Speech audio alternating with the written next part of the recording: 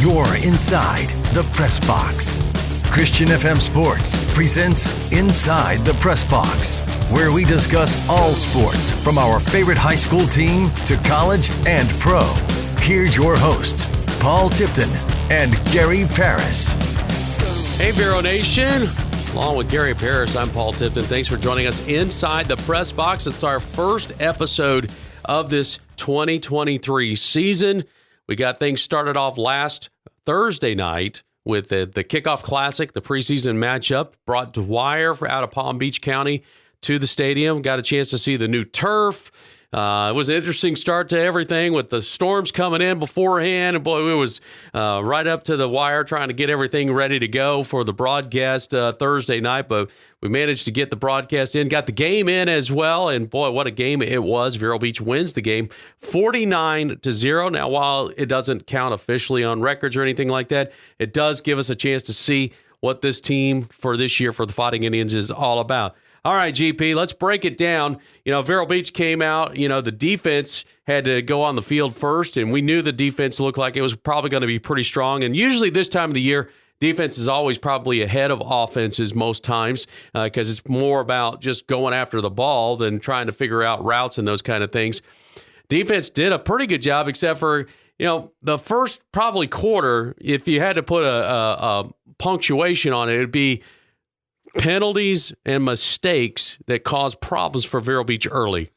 Absolutely. And again, when you talk about the defense, most of your offenses in an exhibition game or the season kickoff, most offenses are going to be vanilla. Defenses, they're going to just flow and blitz and stunt. They're going to play a lot of people too. And defenses have a tendency to be more aggressive in the beginning. And that's part of a scheme that most coaches don't want to show everything they have in a game that nobody will remember the outcome on. So Vero came out fired up, and you said it best. I mean, penalties. We shot ourselves in the foot so many times last Thursday night with penalties. And every time we would get a fourth down and think we got a fourth down, there was a penalty flag, whether we held on a pass play or whether we jumped off sides or whatever the play may be. Run into the punter. How about that one? Yeah. We had excellent. And one of our best ball players, and he knew it when he did it. He just threw his hands up on his helmet like, I didn't need to do that. And those are things that are all part of that preseason game. So you build from that. You learn from it. And let me tell you something. Bill Mata is an outstanding defensive coordinator, and his staff they're going to be a good defense as we saw for the rest of the ball game. But you're right; they shot themselves in the foot. They got the ball back, and they took half the first quarter just on offense, and didn't only have but maybe 2 first downs. Yeah, and so because of the penalties that Vero kept giving them. I agree, Gary. It's just, and again, it's the first time that these kids are seeing live action in quite a while. Yes, they went through different camps and whatnot, but camps are so much different than a game. And, and it's been weeks since they've actually done any of that. Now it's been basically, first team defense against first team offense, and after a while, it's like, man, I'd really like to see somebody different on the other side of the line. And then the other part of it, and I don't want to make a big deal out of it, but the first time that the Fighting Indians stepped on their new turf was that Thursday night on kickoff. Yeah, you didn't. They were going to practice on it on Wednesday, but they had some weather elements. The weather came in. It rained. So they decided not to go out there and work on it on Wednesday. And then, of course, Thursday, like you said. And I tell you what, my hat's off to you and Jay Kendall for getting us on the air right at kick time. I mean, we were ready. I mean, you were just went up to Jay and said, "All right, Jay, let's go. We got to."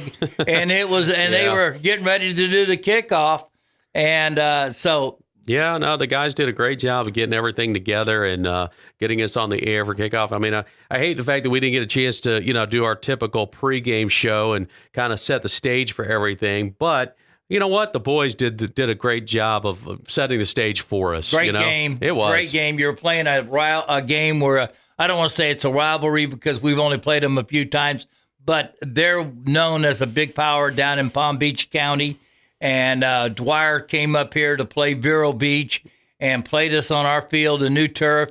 And Vero Beach dominated in every part of the game. My hat's off to the kids for getting out there, and they showed they wanted to play. Whether it was your first team or your third team, everybody that got in the game showed why this is a very talented team. Hey, it's Gary and Paul. We're inside the press box. Thanks for joining us as we're talking about our first scrimmage, the preseason classic, kickoff classic against Dwyer last Thursday night. We'll talk about Northwestern. That's coming up in this Friday night at the Citrus Bowl, and that is the official start of the regular season. We'll talk about that game and potential game here in just a few moments. But talk about what we saw last Thursday, Gary, and let's break it down a little bit.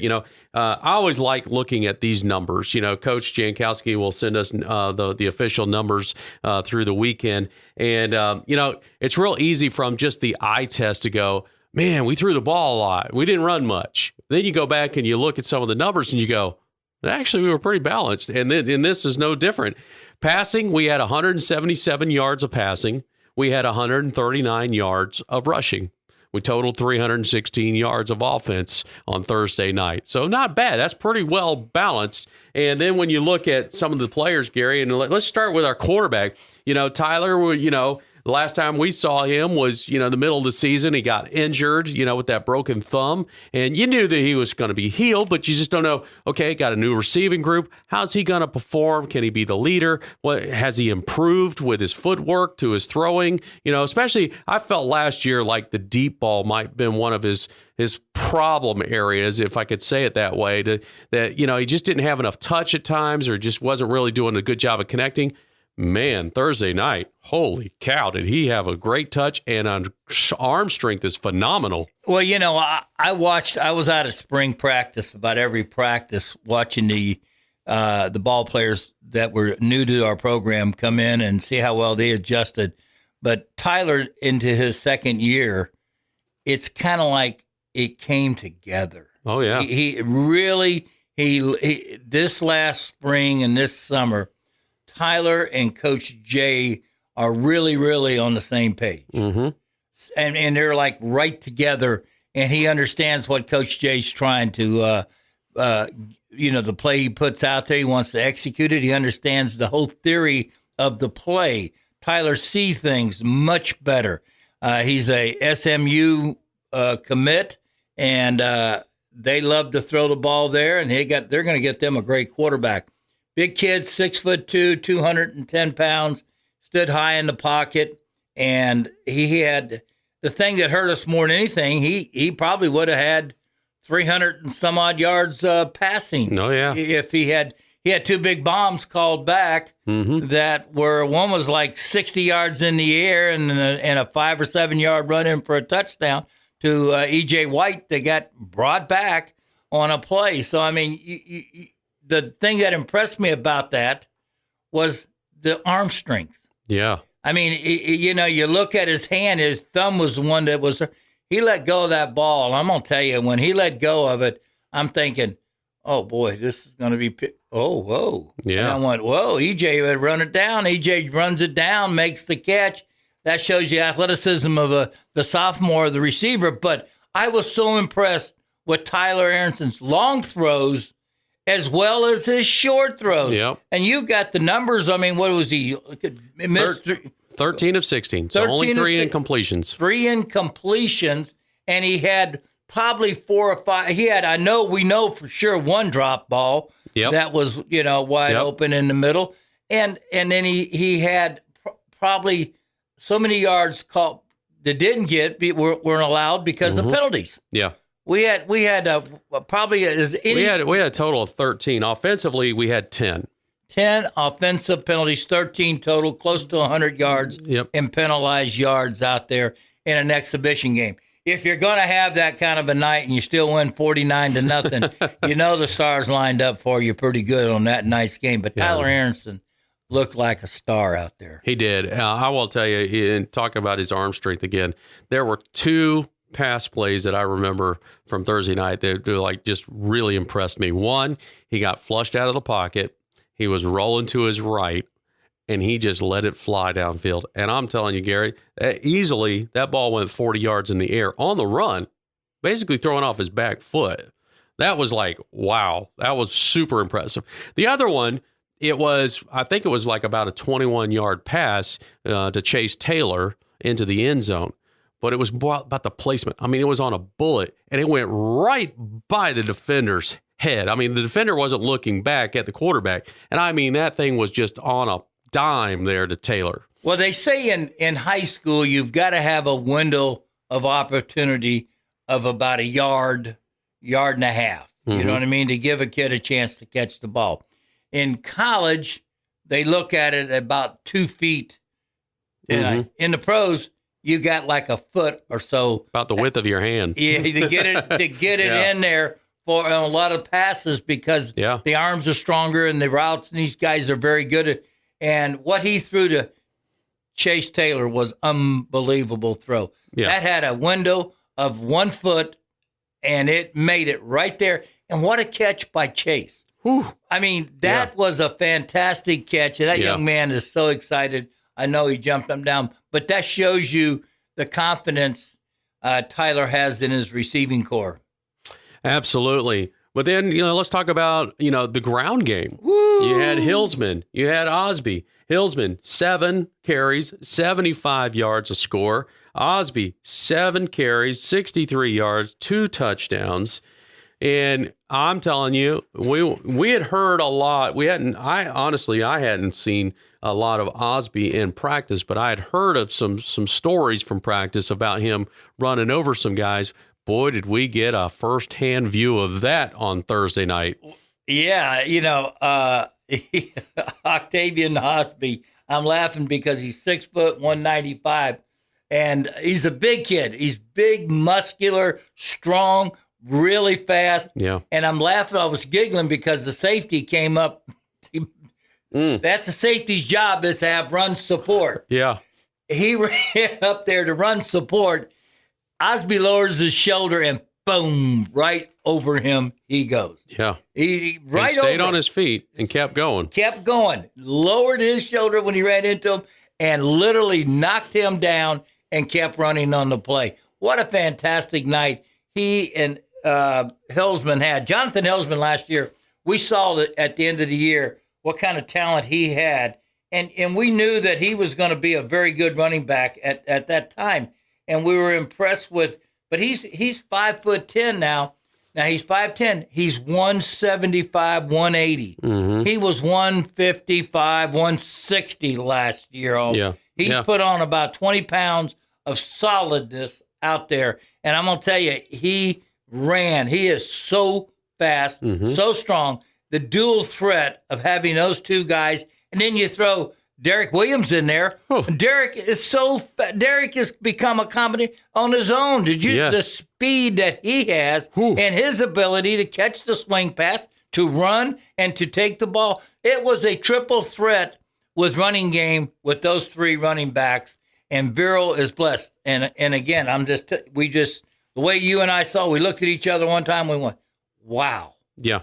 Wow. And honestly, Gary, that's been all about the offense. And you're right. I mean, Derek, DJ, with that 75-yard kickoff return the other night, that was when you just go, wow, that kid is fast. I mean, when he hit a seam, there wasn't nobody. He exploded through there. Yeah. A touchdown on a kickoff return.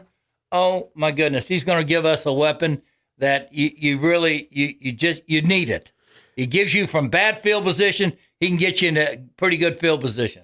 Yeah, and then, of course, at the end of the game, Matt was interviewing our players of the game, and it was Matthew Bacon and Chase Stevens. And Chase Stevens talked about the fact of the challenge that is on the offensive line from last year. Didn't feel like, or I guess from the spring game, didn't feel like they performed well with the ground game. And so they challenged themselves. Boy, did they perform outstanding the other night. Well, it's a good line. I mean, that was the first time all 5 of them got a chance to play. Left tackle Jordan Thomas Chase Stevens at left guard, Ben Hall, who is at center this year, James Santos, who's at right guard, and then you got Champ Smith, who's a sophomore, at right tackle. And that is a new combination for Vero Beach's line with Chase Stevens, really the only returning starter on that bunch right there. Yeah. And but the others have played a lot, and especially now Champ is the sophomore. He's a transfer in. Yeah. He's just a sophomore. He's about 6'5", 6'6", 300 pounds, and he's just still now learning how to really, very athletic, can run, can jump, can do the things, But so his athleticism is only going to just begin to develop. Yeah. And I'm telling you right now, coaches are having fun. Ken Willis was telling me that Kendrick Willis was saying that this is a good line. This is a fun line to work with. I mean, they get out there, they want to get better. And you got a leader in Chase Stevens. He is a leader of this line. He sets the tone. He's every play you in practice, you watch him, every play in the game, he is in a 100% full motor going, and he expects everybody else to do the same thing. Leadership is important, and staying healthy is important for this offensive line, but this is a very good line. Now about the defense. They didn't give up any points. They only gave up 102 yards of offense for Dwyer. And, had 2 takeaways, Bacon with 2 fumble recoveries. They played outstanding. There was pressure on that offense all night long. Absolutely. And I tell you, it starts with the guys up front. Vero plays a 3-3-5. 3 down linemen, 3 linebackers, and 5 defensive backs. Yep. And one of those backs is kind of like a hybrid between a hybrid safety and a linebacker. And you've got to have some quickness and talent. That's been one of Bill Motta's things he's done well is everybody goes to the ball and tackles. The tackling was outstanding the other night. Starting off in that game, you had Antoine Montgomery, Dash Ferguson, and Matthew Bacon. Now, Dash is a senior.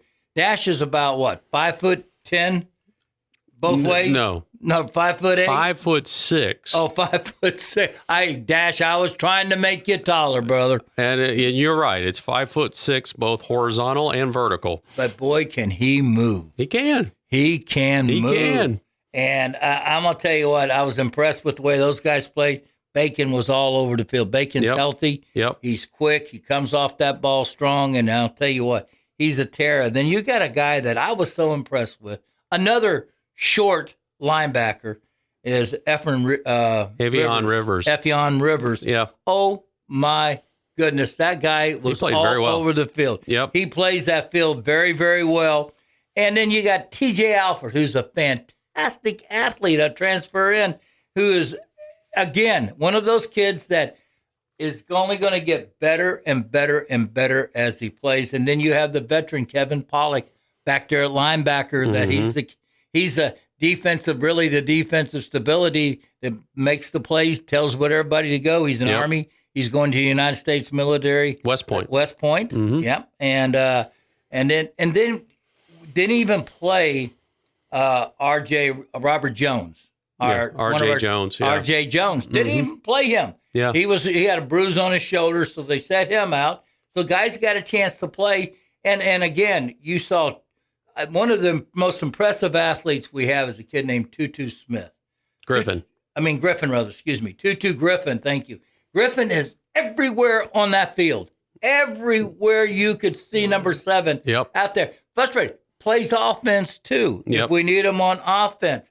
And then you got Elijah Anderson. I'm going to tell you something. He's a name that's been around here, for the last 3 years as a starter out there on the field and made one of the greatest hits I've ever seen in high school football last year, where he just knocked the running back down, caused a fumble. He picked it up and ran it in for a touchdown. There's not many plays you ever see something like that at his size. Don't. He plays. He may weigh 150 pounds, but he plays about 180 or 90 pounds. Plays like he's 225. Yeah, he's a tremendous. So our defense had a great game. When you shut a team out, And a lot of kids got a chance to play, Paul. It's just a fantastic night overall, we're blessed with a lot of talent.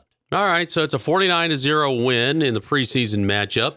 We put that one to bed, and we turn our attention to our season opener. It's Miami Northwestern coming in. Miami Northwestern played Chaminade in their preseason matchup and lost to Chaminade. You and I were watching a little bit of film on Northwestern. Hard to know for sure what kind of team you're facing right now. This is probably the most challenging time of the season to figure out your opponent.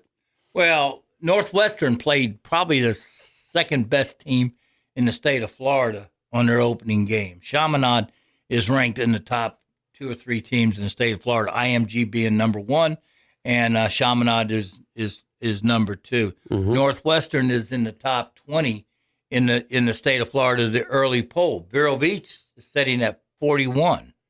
So, I mean, again, nobody knows where you're going. This is based off last year's finish, based off what they hear and see as some of the rumors that go around, some of the college coaches or talk about different athletes and all.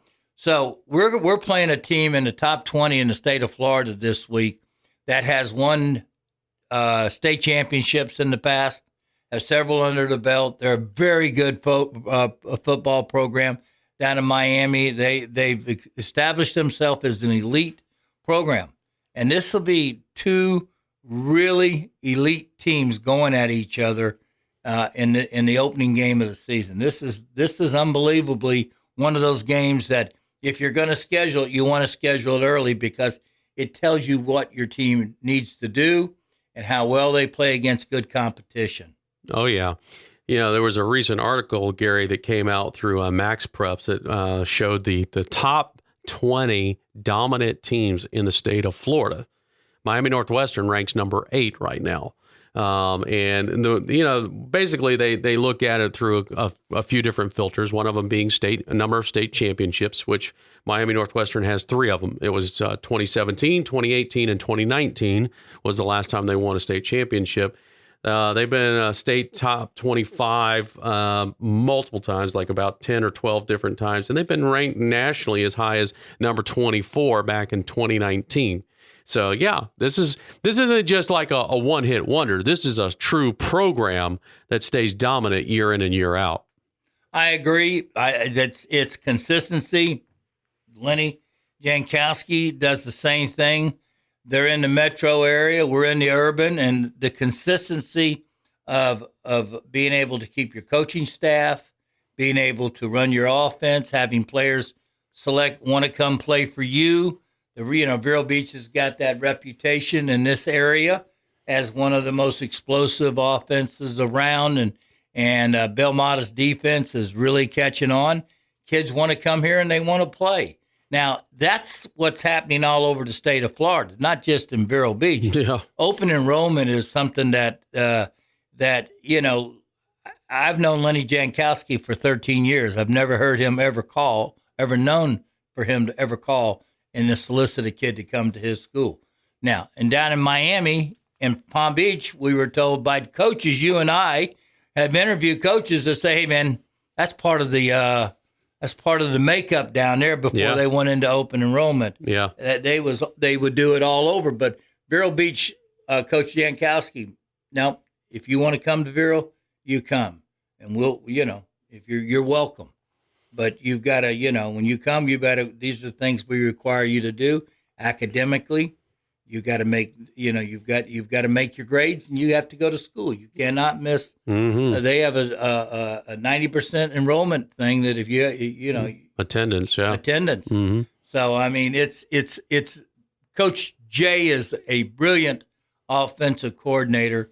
He's a brilliant head coach, a chief executive officer. He's done it all this year, and so his program is people are always looking to want to come. They call from out of state. Yeah, we actually, we hadn't really talked about this, but Coach had tried to line up. It was an out of state matchup. but the FHSAA wouldn't allow it, and so that's why we don't have that one on the schedule. But he was actually trying to put together. It was going to, I believe, we were going to go up to Georgia and play an opponent up there. But you're right. The reputation is wide known about Vero Beach and Coach Jankowski and what happens around here. So, Gary, I guess you got to kind of keep things in certain perspective here. Okay, you win a game very convincingly and in a dominant fashion the other night. How do you take that confidence but don't get too high going into the next game and be too overconfident going into Friday night against Northwestern? Well, one, you know Northwestern. You know their reputation. They play very physical. They have a lot of kids that go to colleges in the Division I area, especially Miami, and in the state of Florida. They recruit very well, and they do a good job of getting kids to come to their program because they send a lot of kids off to Division I schools. Mm-hmm. So you have a lot of respect. You know that right from the beginning, that this is no cakewalk. This will be the best team you played, so far. And again, only your first game, but it's one of the best you're going to play all year is the opening game of your kickoff. So you've got to prepare. You got to be healthy. I think we came away from the opening game in good condition. I think we'll have R.J. Jones back this week. Should. Yeah. And that would give us a full strength there on defense. And you've got good depth. You've got I just think that you go in, prepare yourself. That they're going to play some press coverage, which is man-to-man coverage against you, and you've got to be able to allow your quarterback time to find the receivers. Receivers got to work harder than they've ever worked to go off against man-to-man coverage. When you play press, you really got to make a lot of moves to get open. You got to do all the things that you work on all summer and spring to get ready for the games. And then your offensive line has got to give your quarterback time. And then here's the thing you do with a great running game. You challenge. The linebackers can't drop back into coverages deep. Mm-hmm. The safeties have got to do run support. So you kind of like it when you can control and you can run the ball. Yeah. Because that puts a whole different element on the defense, where the defense has to be. They got to help run support. Yeah. Every time they can't lock in. They're guessing. Yeah, and every time you cheat up, and then you'll get that pass in behind them, and a big play like that happens. So I like Vero Beach. I really do. I like what I see. I watched a little film of Northwestern and Chaminade with you, and I like Northwestern's aggressiveness. But Chaminade was a pretty strong team. Yes, indeed. And they that's the reason why they're in the top 2 or 3 in the state of Florida, Chaminade. So we're going to play a good team, though. Oh, yeah, no doubt about it. The first couple of weeks, it's going to be very interesting. Starts with Miami Northwestern this Friday night at the Citrus Bowl. Make sure to join us there. Kickoff is at 7 o'clock. If you can't be there, you can always join us, whether it's watching this on our YouTube channel, Vero Nation Network, listening to us on the radio at 91.9 and 96.3, online at christianfm.com, or you can always download the app as well. Hey, by the way, if you ever want to ask questions for either Gary, myself, or Coach Jankowski, you can do that. Our email is vnncomments@gmail.com. That's vnncomments@gmail.com. We got our Coach's Corner coming up this Tuesday night. Love to have you out there as well. If you can't make it, you can always check it out on our YouTube channel, Vero Nation Network. That's at Cap's Pizza. Correct. Yes, I love that. I love the atmosphere. I love the fans getting involved, being there, and the questions we got last week were absolutely great questions. So what Paul said, send it in. All right. Hey, for Gary Parris, I'm Paul Tipton. We'll see you Friday night at the Citrus Bowl. And as always, go Indians. Thanks for joining us inside the press box. For more, go to christianfm.com.